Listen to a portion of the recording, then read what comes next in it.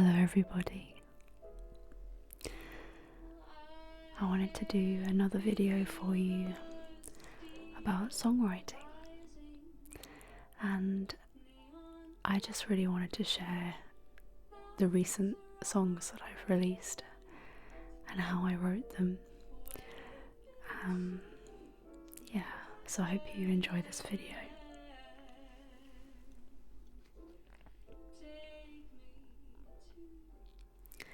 In the background I've got some of my music playing.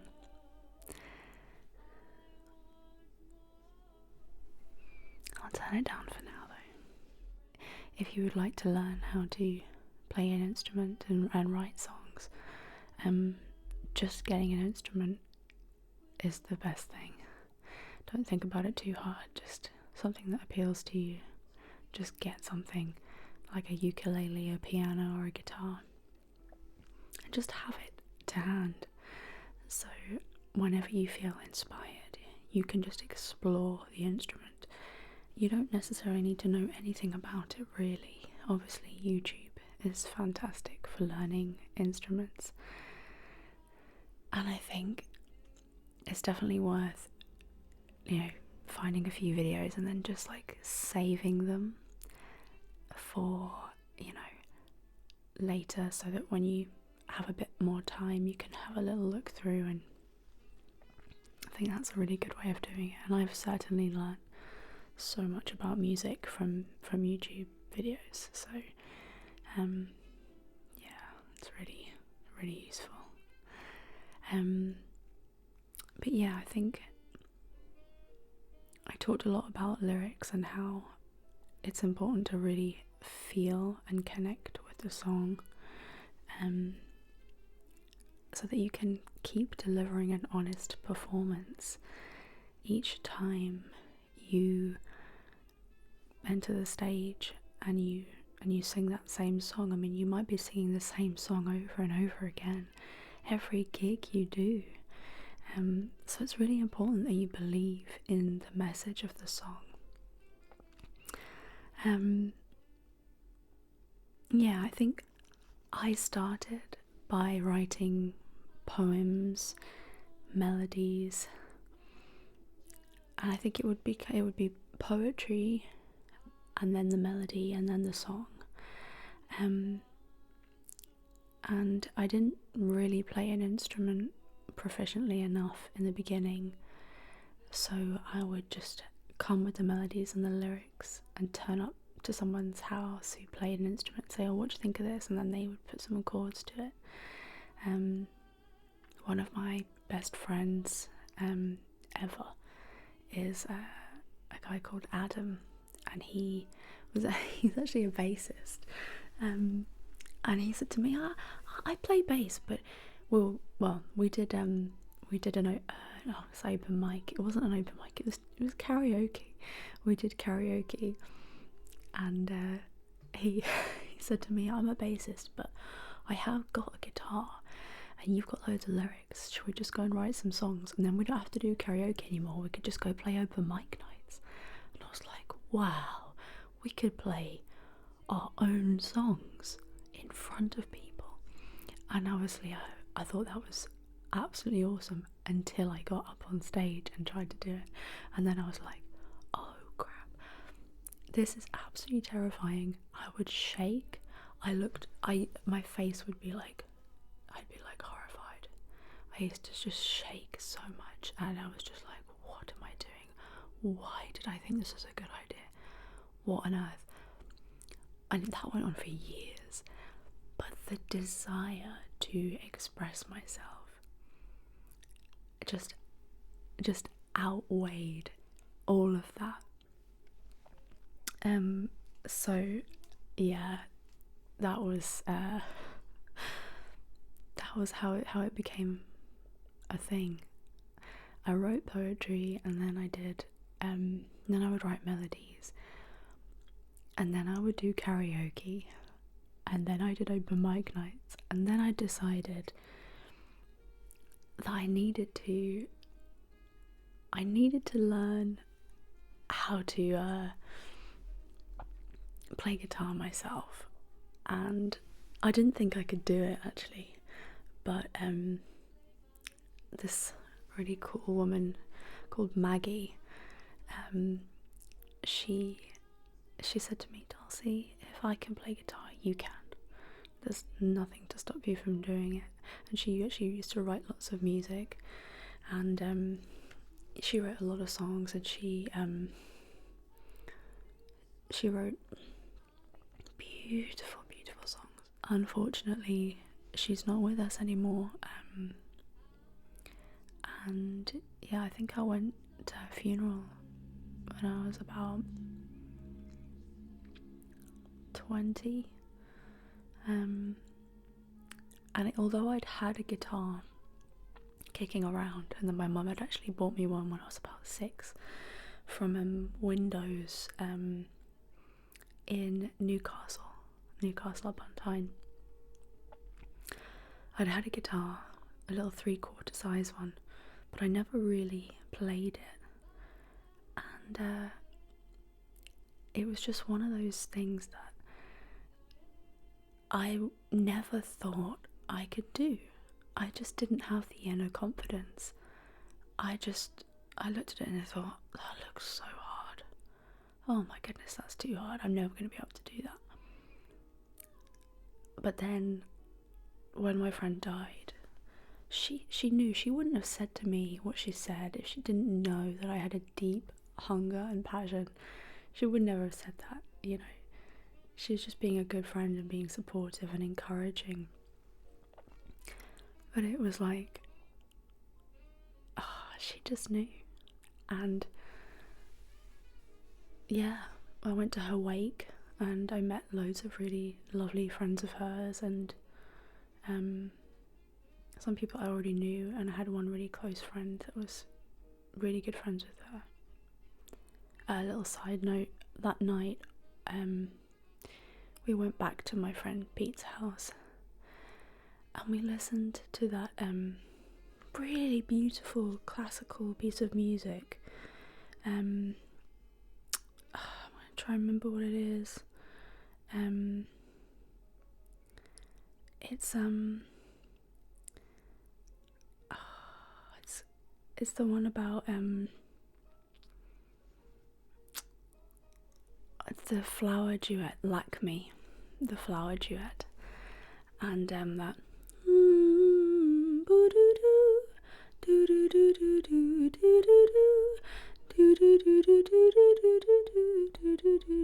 it's so beautiful.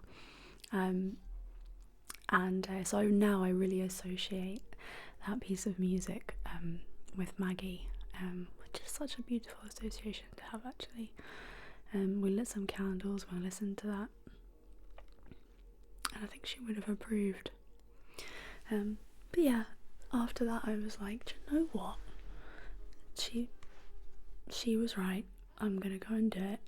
And within a couple of months I was busking on the high streets, still really nervous, still shaking at open mic nights, especially Jack Pound's open mic night at the Butter Sherry, which he was militant. If anyone was talking, he would be like, you need to be quiet. This person is giving their all on the stage right now, and talking is not going to be acceptable. And I really respected that, and that has been something that has gone with me throughout my life. Now it's like, no, you're right, you know, going to watch somebody and talking over their performances is not acceptable. It's the same as getting your phone out during a conversation. Getting your phone out during a conversation at dinner or something like that. I mean, my generation and older, you know, we really know. But the younger generations, sometimes, I don't think they realise how offended the older generations are. I mean, we really are. We're just like, what are you doing? What's happening? We're all here together, and there's you with your phone. It's just like, yeah, it's perturbing to say the least. But yeah, yeah, within 6 months I was busking on the high street. I actually had 4 guitar lessons, and from the guy that taught the 2 brothers from Morchiba, which are a really awesome band from Hythe. And yeah, I first learned a few chords. I learned how to play Hotel California and Fleetwood Mac and the Mamas and Papas, and yeah, and I got my lyric book out, and just like that, after just a couple of months, I was like, I can write songs. I know some chords. I can start writing songs. And because I'd obviously spent so many years listening to music and being obsessed with it, my ear was good.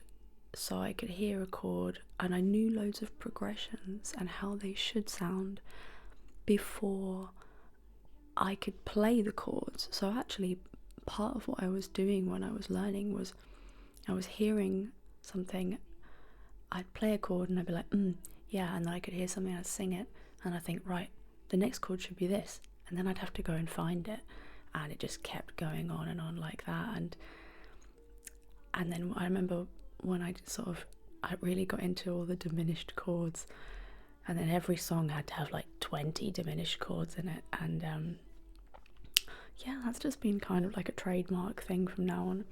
I think I liked the open tunings as well. I love Dadgad. I really love John Martin, and I'm obsessed with that bass player Danny Thompson as well.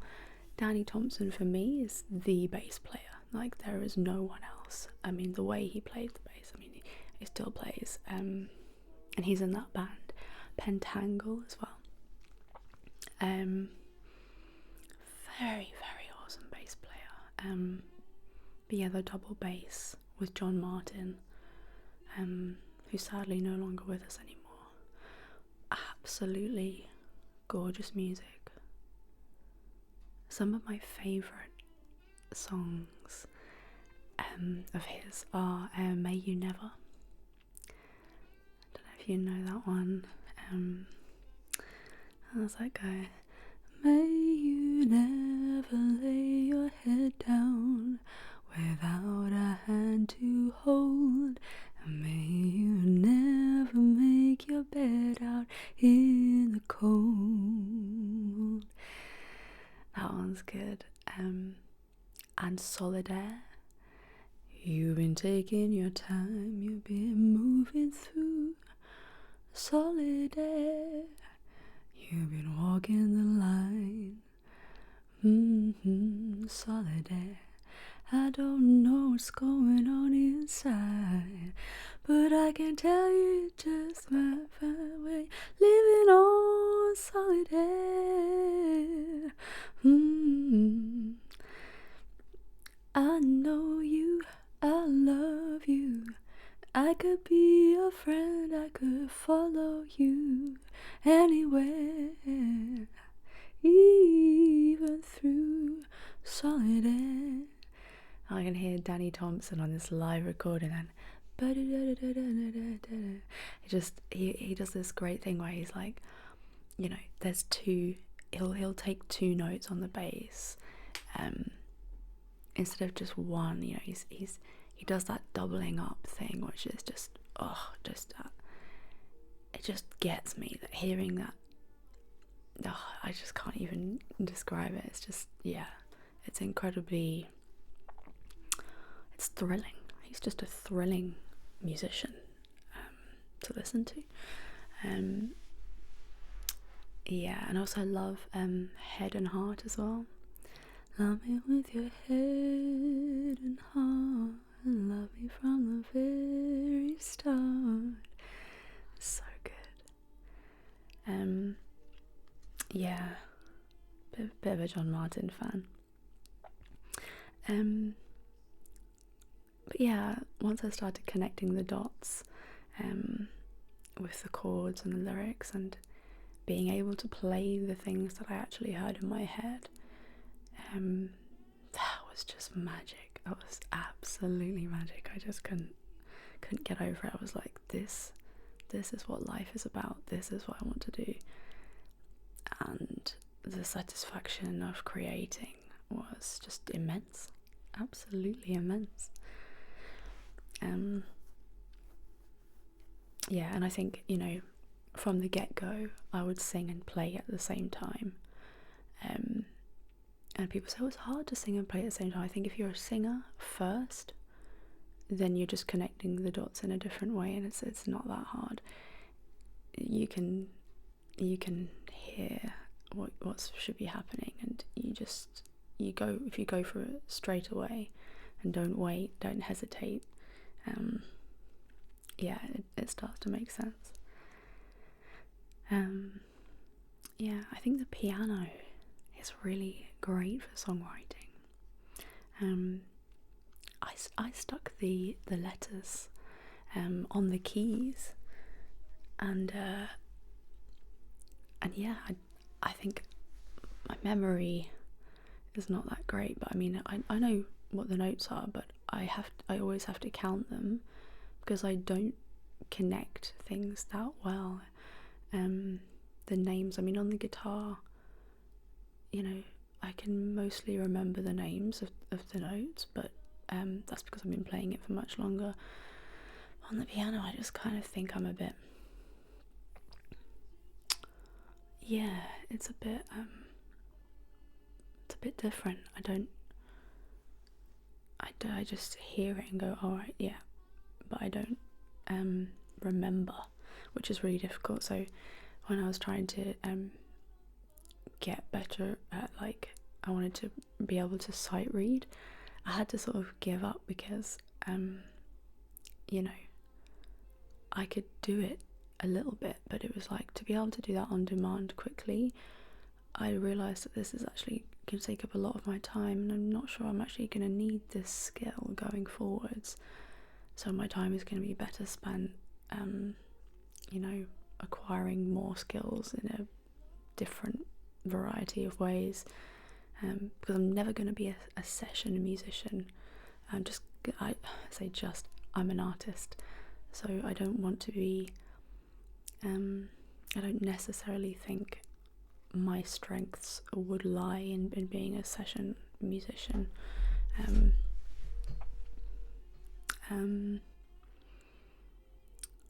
Yeah,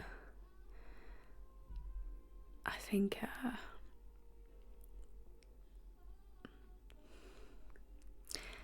yeah, there's only a few musical professions really where you really can't cut corners. Not that I think, you know, if you can not cut a corner, don't cut a corner.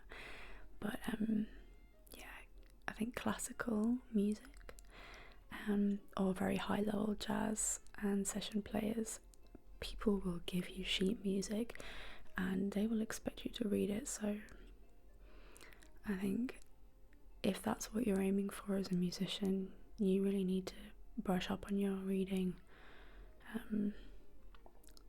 because I think the best gigs are the ones where you work with monster musicians and you play arrangements. Yeah, I think it would be great if you could learn the songs in advance and then just sort of know them and feel them. But I don't think you're always going to have time for that. So I do think sight reading is the best option. But if that doesn't bring you joy, if you don't want to get, you know, to the top of that kind of level thing, there's always going to be someone out there who is hungry for that, and that's what they want. But if you're an artist and you have a different path, then I think, you know, this is a decision you have to make as a musician, what your goals are, and you have to be really honest with yourself. Honest with yourself about what you want, in order to realize how much work you're going to have to put in and in what way. Because if you aren't honest with yourself, then you're going to waste a lot of time that you could have put forward to the thing that you really, really want to do. So yeah, I mean, I think we can do anything, but it just requires dedication. But yeah, I think 10 minutes a day, you could be proficient on guitar. Literally just 10 minutes. Once you start learning a musical instrument, if you know, it's really interesting. It kind of, you feel that satisfaction and your brain doesn't forget. And actually, with music, everywhere you go, when you're out or when you're listening to music and stuff like that, you kind of just keep learning everywhere you go. You can't stop hearing, you know, you can't stop hearing the music. You can't stop hearing what you need to hear. The last thing I wanted to add about songwriting before I chat a little bit about some of the songs that I've written and how I wrote them, is that I think like I was saying, our subconscious really keeps track of what we've been learning, and I think our brains are amazing at doing that. I think all we have to do is accept that we are a learner and learn how to learn, accept being a beginner at something. And I think as long as you have a sense of humour and a willingness to persist, you will get there, and probably much sooner than you initially thought. 1 year of 10 minutes a day, I can promise that you will get there much sooner than you think. Yeah, I think it's definitely worth giving it a go.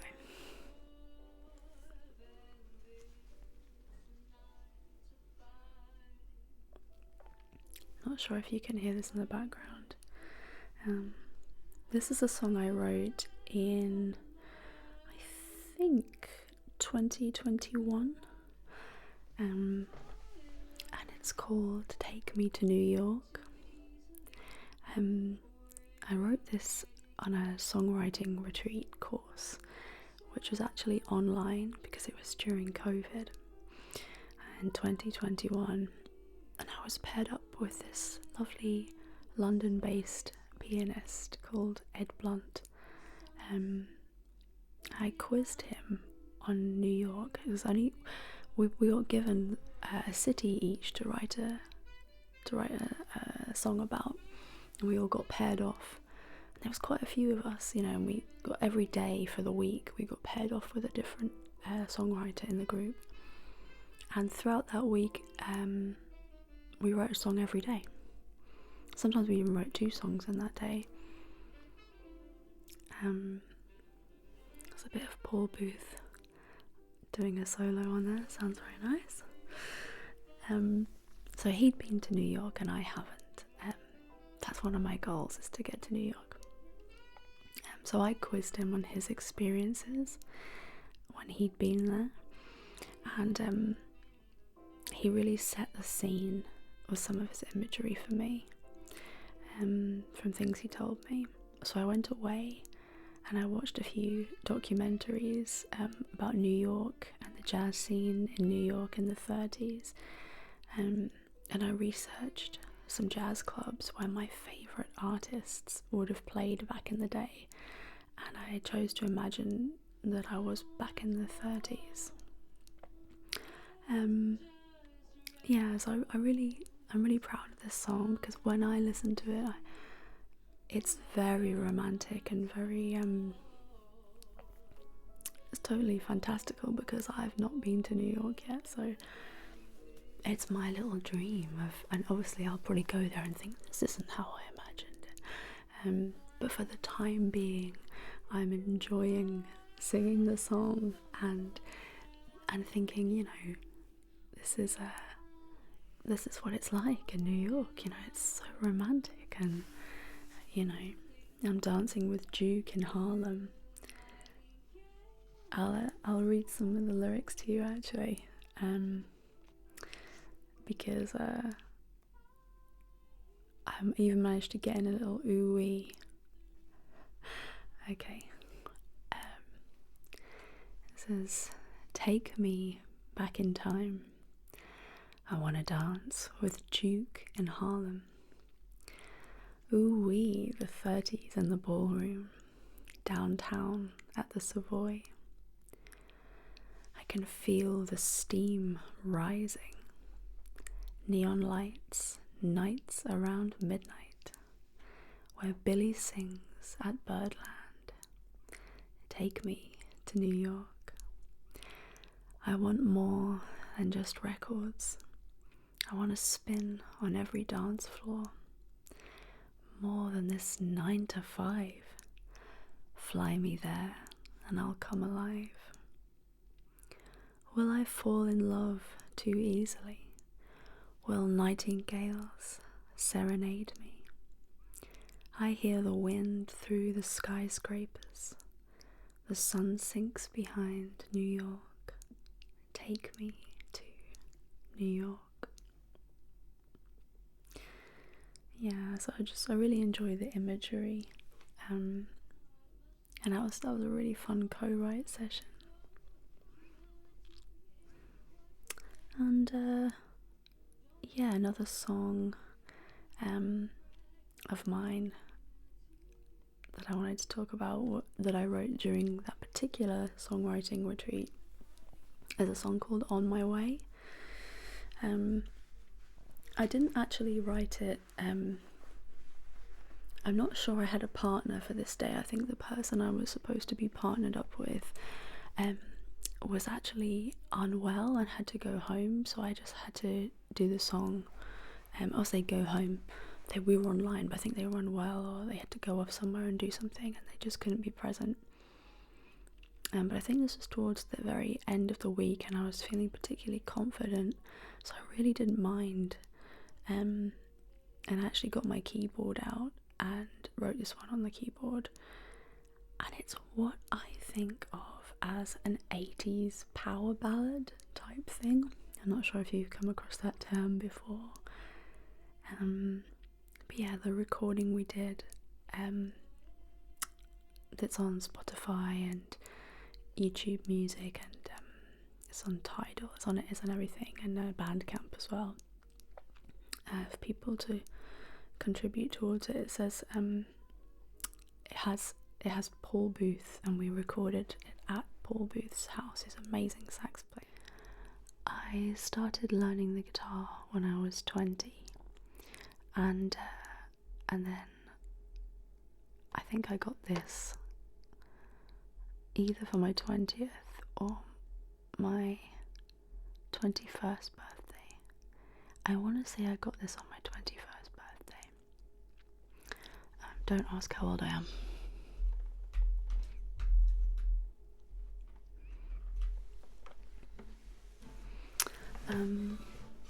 Yeah, I do love it.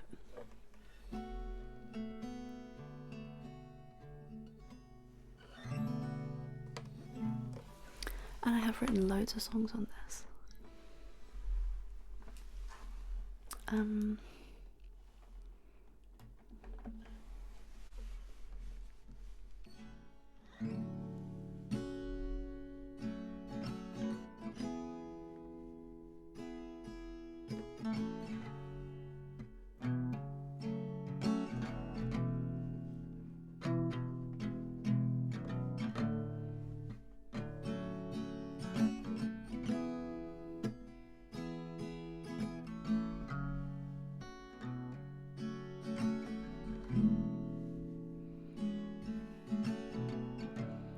Every event, time stopped on us,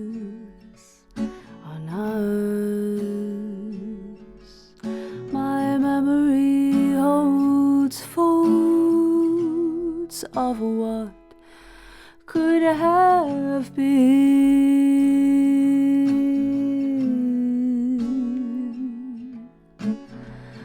Well, we moved in the same space, we were seen, guided by divine energy.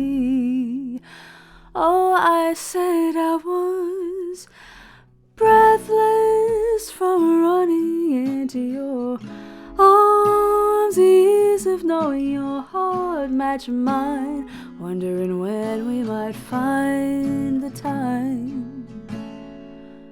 Oh, I was breathless from running into your arms. Years of knowing your heart match mine, wondering when we might find the time. Oh, we might find.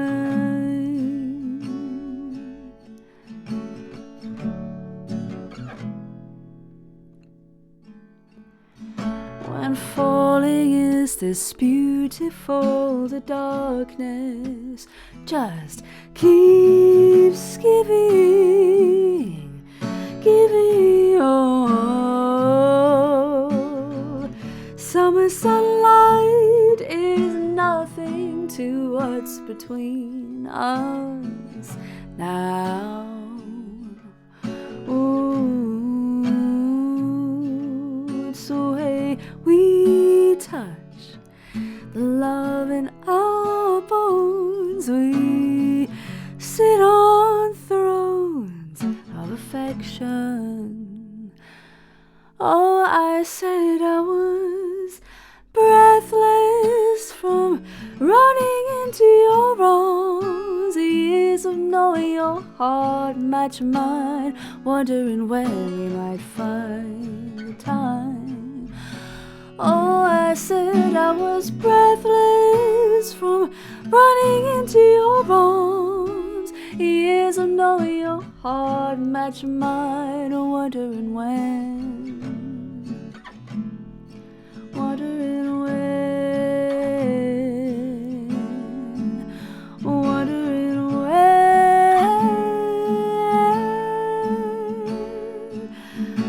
Wondering when.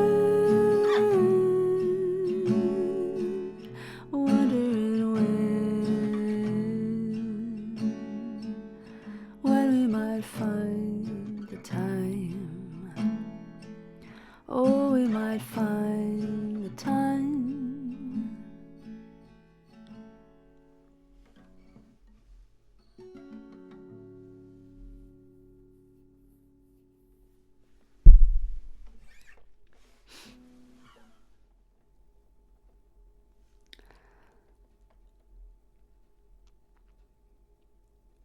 It's been really nice to do a video talking about getting quite excited about songwriting. It's something that, like I've mentioned, I try not to force. But you know, I think that also keeps alive my passion and respect for it. Because I think the more you force something, the less you enjoy it. And I really am so passionate about songwriting. And I love, I think everybody needs a way to express yourself, and poetry, writing, songwriting is, it's exactly what I need, And I was pondering this earlier today. I think the happiest people are the ones who are not just consuming, you are also creating. And I think that all of us are creative. It's just that some of us have been told that we're not creative, or we've been led to think that only some people are creative. And people say, oh, it's backed up by science. Some people have got this type of brain and some people have got that type of brain. But really, being creative, I think, applies across all fields in life. And we all need an outlet, and that's definitely, manifesting things and creating and expressing yourself. It feels good, no matter what walk of life you're from. So I'm the most passionate person about songwriting. And I think when you have a task for songwriting, you know, like for a songwriter task, like you need to, you've got something you need to deliver. Say it's somebody's birthday and you want to write them a song. That's not forcing it either, because you have the inspiration right there. You have that person. But I am a little bit of a stickler for, I think,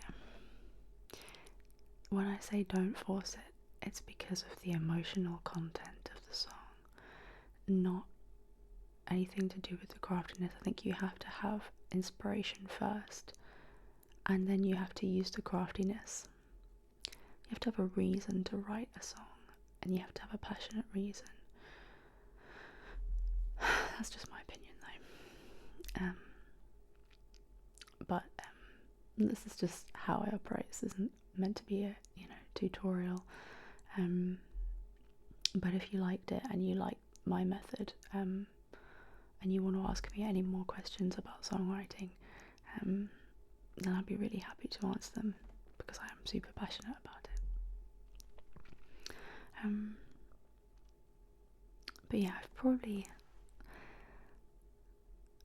I don't know how many songs I've written. I used to be really prolific when I was a young person, like a teenager, and then as I've gone into adulthood, I'm a little bit more discerning about what I deem worthy content. But every now and then that kind of slips a bit, and then I come up and then I write something that's a bit fun. Because I think if you need to be able to have fun. It can't be serious all the time. Even if you never share it, it's there's all these different sides to our personality, and we can't always be thinking about the audience and what the audience will think. You know, you need to be able to think, well, how do I feel right now? What kind of mood am I in? It's the same as with any kind of art, like drawing or painting. You can't always think, oh, what will the person looking at this painting think of this? You have to think, well, what do I want to paint today? You know, you know, if you want to draw your cat, draw your cat. That's my advice. And if you want to write a song about your cat, then you should definitely do that, because that's hilarious.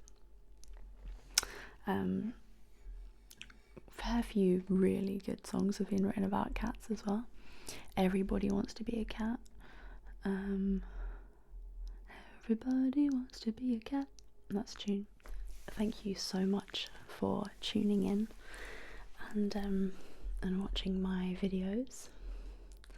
And yeah, I hope you enjoyed having a look into my lounge today. And yeah, I'm really looking forward to doing a few more musical themed videos for everybody.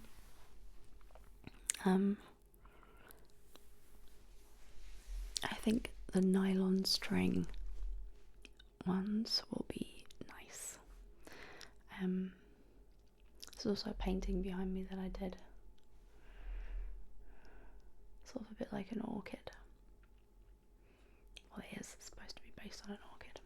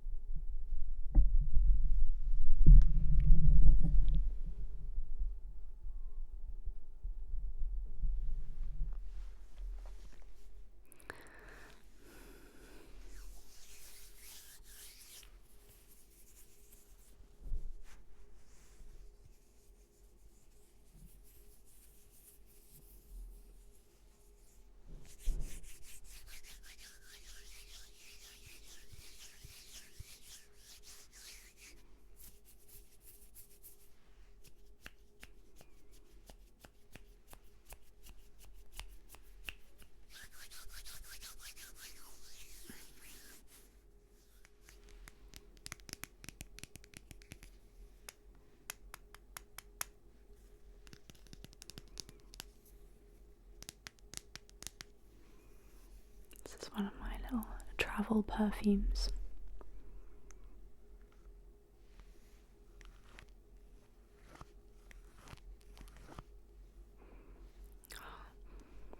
This one is a Penhaligon's Gardenia, and it's just divine. I never knew what gardenias smelt like, but I'd always loved this song by Buena Vista Social Club called Dos Gardenias. You might have heard of it.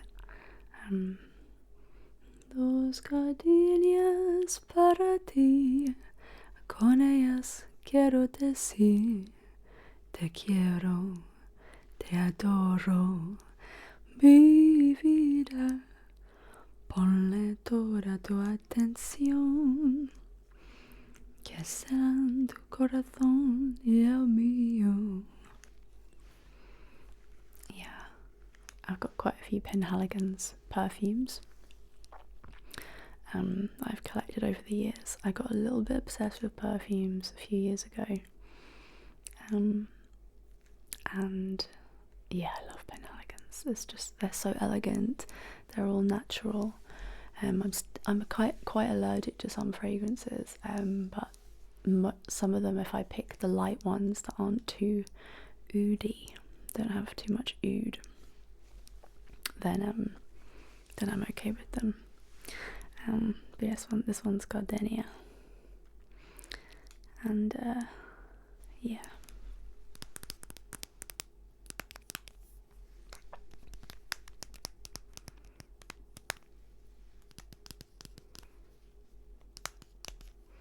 If anyone would like to see my collection of perfumes, do let me know.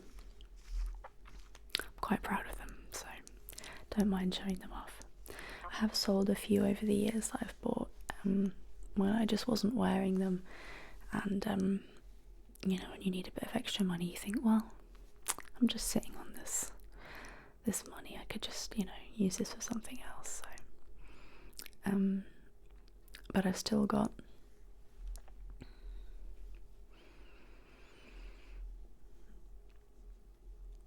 maybe 5 or 6 bottles. Yeah, I've got Artemisia, which is the goddess of the hunt, and that just smells gorgeous. It smells like the most divine sort of apricot soap, vanilla and apricot soap. That's how I describe that one. And I've got Luna, which smells like mandarin. The top notes are mandarin, and oh, that one's just so nice. It smells like sweets, but like expensive sweets, like expensive, very Moorish, but not too sweet sweets. Like there's a little bit of a bitterness to it that kind of gets you. It's like a bit of a sour sting.